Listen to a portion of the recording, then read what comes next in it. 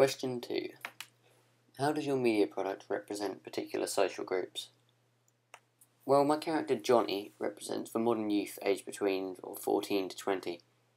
He's quite a misunderstood and isolated teenager. These traits would typically lead to him feeling like the world's against him. His clothes are very dark, which can be related to perhaps a dark period he is experiencing in his life, and he is quite wrapped up in them, this would symbolise the fact that he keeps himself to himself. In many ways, he's sort of similar to Oliver from Submarine. Oliver is a perfect example of a misunderstood teenager. This shows in the clothes he wears and the general way he carries himself. So, both Johnny and Oliver share similar hairstyles that are common among the people of their age group nowadays. It's a sort of longish, floppy fringe that shows a disregard for what you consider to be a smart haircut.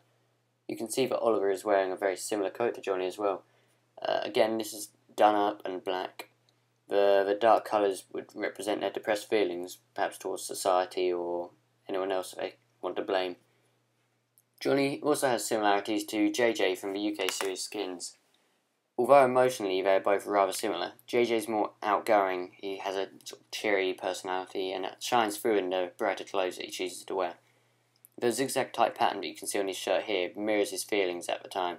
His clothing, along with his crazy hair, are a symbol of his perhaps out-of-control attitude, whereas Johnny, much more tame with the way he dresses and the way he shows himself, suggests a shyness and a reluctance to stand out. JJ keeps himself to himself and struggles to find his place in society, much the same way as Johnny, who feels blocked out by the world and simply wants to get by unnoticed in his own little world now. Based on the comparisons between these characters, I would say that Johnny absolutely represents almost all of the mid to late teens in Britain, in some way or another. He's an example of every son or daughter that is struggling to be understood.